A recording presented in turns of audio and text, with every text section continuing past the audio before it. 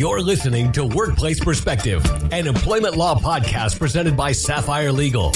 Workplace Perspective is a regular podcast series for employers and employees focusing on education, training, and the law to help organizations of all sizes develop and maintain successful workplace relationships. The opinions expressed by guests on Workplace Perspective do not necessarily reflect those of Sapphire Legal or its attorneys and should not be considered legal advice. And now, here's your host, founder and principal attorney at Sapphire Legal, Teresa McQueen. Thank you, James, and welcome everyone to Workplace Perspective, where we are striving to raise the bar at workplaces everywhere. Today, we're talking with author, speaker, trainer, Michelle Silverthorn. Michelle helps employers and employees change their workplace dynamic by creating authentic diversity. On today's episode, Michelle will be talking with us about how to address microaggressions in the workplace. It's going to be a great show. Stay with us. We'll be right back. The opinions expressed by guests on Workplace Perspective do not necessarily reflect those of Sapphire Legal or its attorneys and should not be considered legal advice. You're listening to Workplace Perspective, an employment law podcast presented by Sapphire Legal. Welcome back to our listeners and welcome to Workplace Perspective, Michelle Silverthorn. Thank you so much, Teresa, for having me here. I'm looking forward to having a conversation with you. Well, we're excited to have you on the show. I'm really excited to talk about this topic. But before we get started, I don't want to forget, why don't you tell our listeners a little bit about who you are and what you do? Sure. So I'm Michelle Silverthorn. I am the founder and CEO of Inclusion Nation. I am a speaker. I'm an author. I am a consultant. I used to travel around the country and speak to many different companies and do trainings and workshops on anti-racism, bias, inclusion, authenticity, belonging, really developing spaces where people are allowed to bring their authentic selves and their authentic values to work, and all of the many, many, many steps required to restructure workplace cultures to get there. And now I do it from my home. I live in Michigan, and I get to do all of this right now from behind a Zoom screen until the world shifts yet again. And we're all looking forward to that. I'm with you on that one, especially as we come up on this COVID anniversary. Well, the workplace can certainly benefit from your perspective as far as I'm concerned. This topic, microaggressions, I have to tell you, so I really don't know when it happened, but all of a sudden, just like in one day, not too long ago, I got 3 calls from clients saying, asking about microaggressions and what do you know about this? And do you do training on this? And how do we handle it? And then like, bam, it was everywhere. Yes. It was like every time I turned around, somebody was talking about it or asking. It was in casual conversation. Mm-hmm. And I kind of was like, well, yeah, I don't know. I thought I got to look this up. I don't know what I'm talking about here. So everywhere I turn. So I want to know from what are microaggressions? Right. What are we talking about? I can happy to talk about it like all day. So, from the, it's not a new term. I mean, I think, Professor Sue, who wrote the book about microaggressions, wrote this book in 1997, if I can recall, or an article. Really? I'm trying to think of how long ago it did that. But like with a lot of things, like with phrases like BIPOC or people of color or anti-racism, things come and go and words come and go, and then we start using them more and more. But the actual act of microaggressions isn't anything new. Anyone who has been a marginalized minority in the workplace can tell you that. We know what it feels like and what it sounds like. And so if those who are listening who don't know what the definition is, they are the verbal slights, the insults, the indignities, the denigrating messages that are directed toward an individual because of their group membership. And they often don't rise, though I think that they should still rise to the levels of what we call racism or harassment in the workplace, right? So they don't rise to the level of legal liability. And on the other hand, they are enough to make people want to leave their workplaces. Because what microaggressions tell you, and I can give you some examples, is that over and over and over again, you don't belong here. That this is not the space for you. This is not the place for you. This culture does not include you. It does not welcome you. And you are being asked to leave. And I call it the death by 1,000 cuts because that is what it so often feels like. If you are someone who has experienced them, and I know a lot of people listening have, it is the cut by cut by cut by cut by cut by cut. And then if you leave, you are told, well, yeah, they couldn't cut it here, or she didn't want it enough to stay. And that, I think, is really when we are talking about microaggressions, those are the challenges we have to acknowledge and work with. And it's interesting because when I started to hear it, my legal brain just went to, okay, abusive conduct. Mm-hmm. So in California, abusive conduct is those sorts of things, the things that cumulatively, cause a workplace to become toxic, right, or to become, a hostile work environment, which is legally actionable if it's based on a protected classification. Mm-hmm. And in my head, when I do trainings about sexual harassment, we talk about abusive conduct, and I talk about incivility. I talk about unprofessionalism, because that abusive conduct in my mind, it's what you're talking about. And mm-hmm. it's microaggressions, right? Right. And it's that uncivil behavior that doesn't quite rise to the level, but if left unchecked, right, typically does, right? It typically goes into something that would be legally actionable. Even if it stays low level, right? So what usually happens is the thing with reporting behavior in the workplace, right? Reporting it into some kind of, I'm a lawyer, I haven't practiced employment law, but whenever you report something to a legal formality, your name goes in a book and the investigation happens. And now people know that you said something, even though everyone says it's confidential, right? And then for a lot of people in the workplace, they don't feel like they have the power in the workplace to even report these things. And so it's exactly what you said, the behavior and the actions. How is it that, how can we train people to say, yeah, well, if she had a problem with it, she could have gone and reported it. She couldn't have, right? Because she wants to work here too.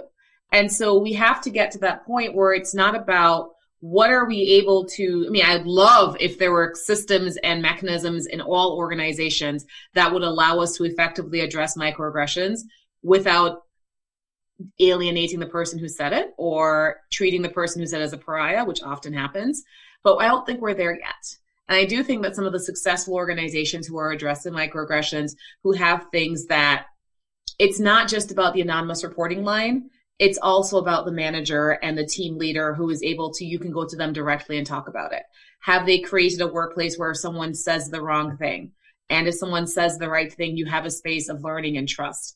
And I think when you talk about exactly what you just said, talking about culture and the cultures that we create, that trust and that openness has to be a part of it. Yeah, I agree. I think that, this idea that, and I do see it shifting.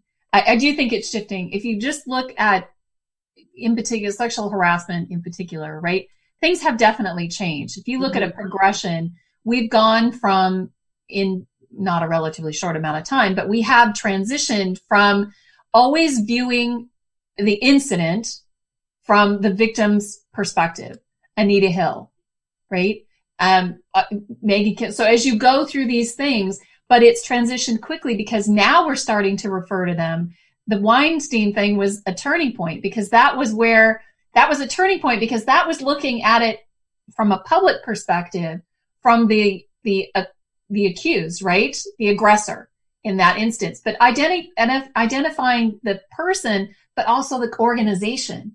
Mm-hmm. Because after that, they started looking at organizations. All of a sudden it became what happened at FEMA and what happened at, So it's changed. I think that has changed. And what I completely agree with you're talking about, this idea that we have to start looking at those that are initiating the behavior, not those that are impacted by the behavior. Right. I love that. I love that. One of the things I love to talk about is intent versus impact, right? A lot of us who do this work talk about intent versus impact. And people always tell me, well, Michelle, they were so well-intentioned. They didn't mean it that way. You have to look at their heart. And I'm like, I can't see it. Y'all, I can't see their heart. I can see what they did. I can see the actions that they did. I can see the actions that they repeated over and over and over again. I can see, and I heard so many tearful stories last year. The months after George Floyd, we had so many listening sessions with Black employees, and the pain and the hurt and the exclusion is absolutely real. And if we continually say, well, it's just one bad egg, or it's just one person. And just like you said, if we're not willing to look at the systems that allow for it, and not just in how do we support this person and allow these people to stay, but also what about our systems encourage this kind of behavior? What about how we assign work? And what about how we work in teams? What about that work? And what about that behavior allows this behavior to continue? And it's really that harder, deeper cultural evaluation as we talk about how things have evolved.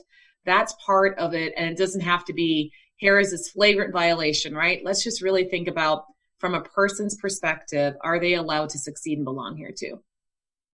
So why don't you tell our listeners, just give us an example of something that would be considered a scenario for a microaggression. Oh my goodness. Oh my gosh. I could talk about, so let's do statements, because those are the easiest ones to do, right? And they're great stories to tell, right? So, oh, wow, your hair looks so ethnic. And they reach out and they pat my hair like I'm some sort of pet or someone's property. Or you hear someone say, oh, your kids, what are they?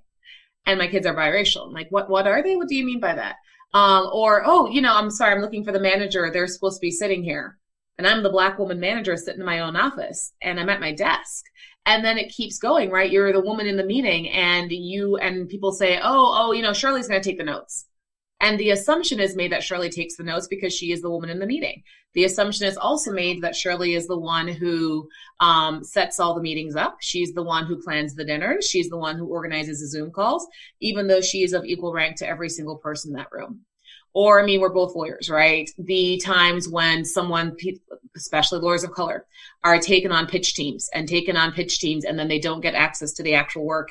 And then they're told, you just weren't the right fit for this project. But they were the right fit for the pitch, right? So what exactly changed? And then as you think about what's happened with women in the workplace since COVID struck, and how many of us have lost our jobs, and how many of us have stayed home with our children, and how many of us have not even been able to stay home with children, and how many of us are living alone and being assumed that, they can't handle this work. And you think about statements that are said, she's not going to be able to come in today because, obviously, she has to watch her kids. Or when they go into an interview and they ask you, so who's going to watch your kids while you're working? But the men don't get that question. And so it's those things, those actions, those individual again and again, and you hear them and you hear them and you hear them. And then there's that statements, but then there's also like the socialization. Because the socialization is a huge part of the workplace, right? I don't care about what friends you have at work, but you do notice when people don't look at you in the eye. You do notice when they move to a different space so they're not next to you. And you do notice when partners, for example, will walk past your office, but walk right into the office of the white male associate sitting 2 doors down from you. And so again, you can't, maybe those are actionable. Maybe there are states that say all of those, if you put it all together, I can put forward an abusive work. But honestly, for a lot of people, it is just exhausting. And it is exhausting again and again and again. And then, what do you do? Do you stay? Do you leave? What is the solution? And that is what microaggressions feels like. Yeah, it's interesting because I think most people, if you do belong to a minority, in whatever, right in the middle of it, right on the fringe of it, you've seen those things and experienced those things in the workplace. I think, most people can relate to that. I can relate to that as a female attorney. Mm-hmm. And I, you do see things, and through my career. Don't you mean that you're the clerk though? I don't know why you think you're the attorney, because aren't you the secretary? Aren't you the court clerk sitting right here? I'm so surprised to hear that. Paralegal. I was yeah. But, and so you think about those things, and I had wonderful partners in my law practice, and I would use that, I would use my older senior partner, who was a great guy. I would check that. He was my check. So I'd be like, well, is this because I don't look for those. I try to just go do my job and be who I am. And, and I know not everybody has that ability. And, but every now and again, I'd stop and think, okay, was that what I thought it was? Does that become I'm a woman, or because this person has an issue? And, sometimes you go, well, no, I don't know if I would look at it that way. Of course you could, it's how you take it, but I would, what about this perspective? Mm-hmm. It was great to get his perspective. And sometimes you'd go, oh yeah. Yeah, it's because you're a woman. That's right. Yeah, it's because you're a woman. But I'd be mindful of, I remember walking into court, one of our first big cases, and my responsibility is second chair. Every second chair has this responsibility. The boxes are my responsibility. And the one thing I said to him when we walked in the court, I said, I am not carrying your briefcase. I've got my own. Because you worry about, you don't want to be looking like the, secretary or the paralegal. I'm the attorney. I want to be. Yeah. Okay, well, so we're going to take a quick break. And when we come back, we're going to continue talking with Michelle about microaggressions in the workplace. Stay with us. We'll be right back.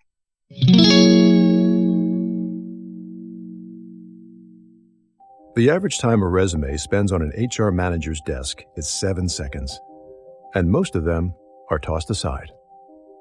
Now imagine if one of those resumes belonged to Yasmin, who was living in a shelter, juggling 3 jobs. I had to be resilient. That's something that you can't teach.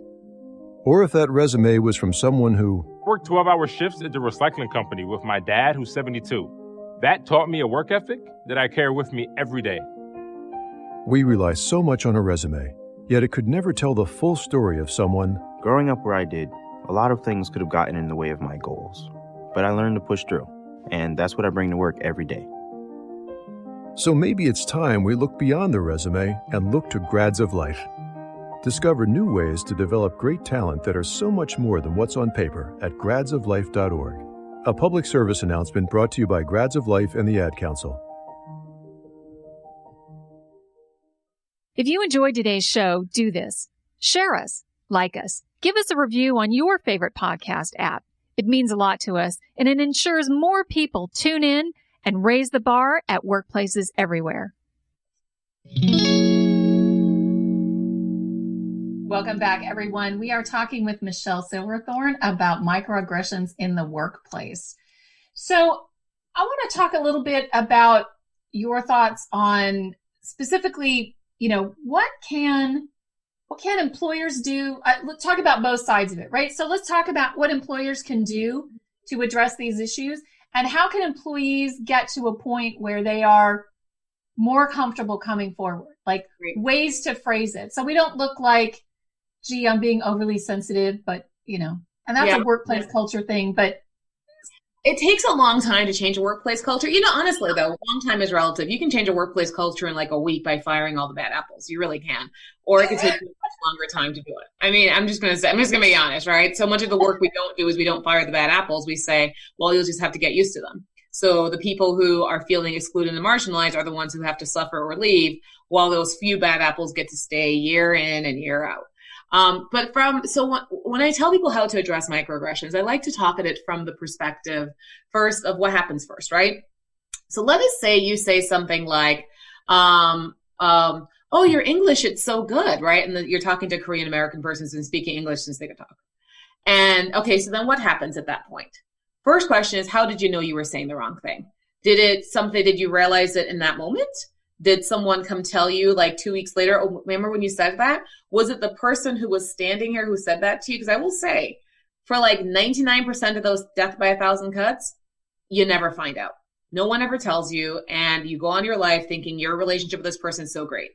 Now, the one time sometimes it happens where they raise it with you and say, okay, well, and I'll tell you how the best way to say it is. Here's what sometimes then happens. I never said that.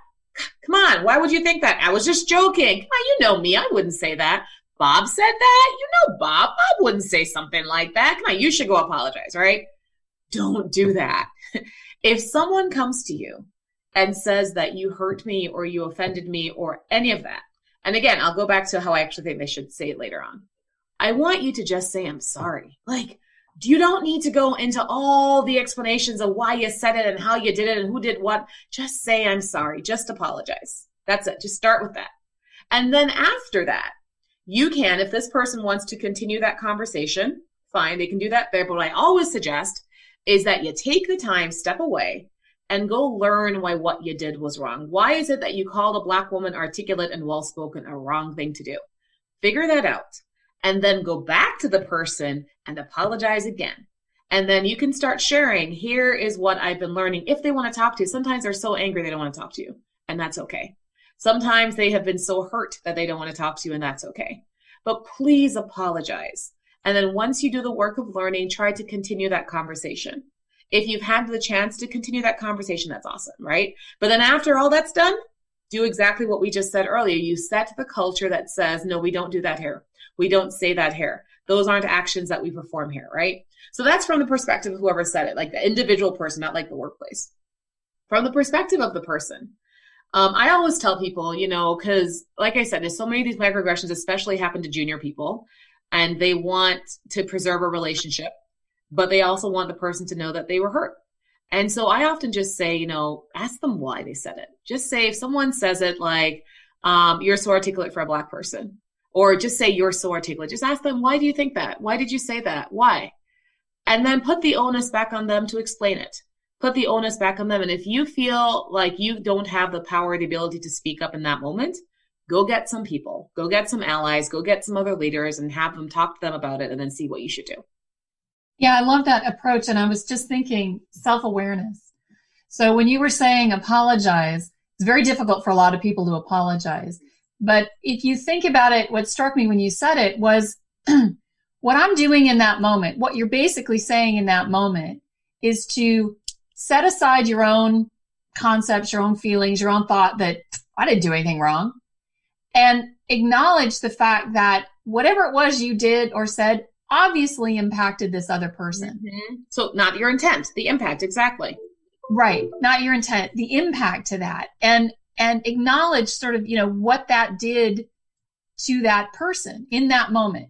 And then, like you said, go away and, think about it. And some people are just not self-aware. There's not self-reflection there, and they don't have that capability. But in that moment, if you can just set that aside and say, okay, obviously I've done something, and not, I'm sorry if my actions offended you, right? Not that sort of apology. If you kick someone, right? If you kick someone, and even if it was by accident, you tell them you're sorry. If you hit someone, we train our kids to always say you're sorry, regardless of what your intention was. My daughter, shoves my other kid, hopefully not down the stairs. She accidentally pushes my child. I'm going to tell her, I don't care if you meant to do it, you didn't mean to do it, whatever, you hurt her. So please apologize for it.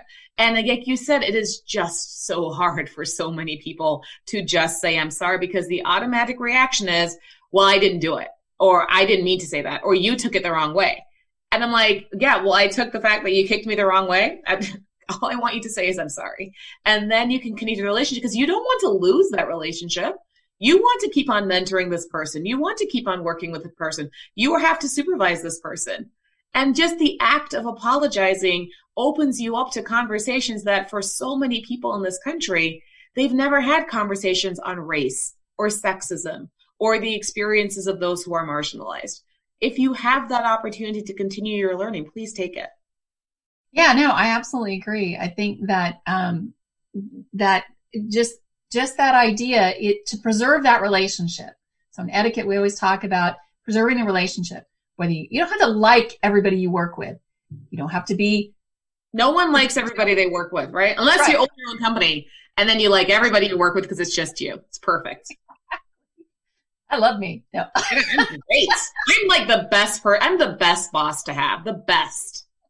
But I do think that the idea that it's just that acknowledgement, and if that acknowledgement preserves that relationship and allows you to get the job done, keep the team together, build that professional relationship to a place where at least you get the job done, because you got to get the job done. Mm-hmm. It's difficult for everybody that doesn't help. But I also like this mentor idea. So that the second part of that was, you had said, get colleagues, go find support. And I think that's really important because, and let me ask you what you think about this. So my feeling is that we all bring a lot of baggage to the workplace, especially around these sorts of sensitive issues, diversity issues, sexual harassment, because we have personal experiences that make up our response mechanisms. And when we bring it to the workplace, we bring all that with us. And there's a check and balance that kind of goes on. And is that kind of what you're saying, is that it's good to get a check and balance, go talk to someone? Is that kind of what you're talking about? Yeah. And it's good because there's always these power dynamics, right? So, you can check in with someone and say, okay, this is what was said. What do you think? Now, it's possible that person might not think there was a problem. It's possible they may not realize there's a problem. For often, like if they're in the same identity group as the person, they may not understand what racism looks like to someone who is, a young, Korean American female in the workplace.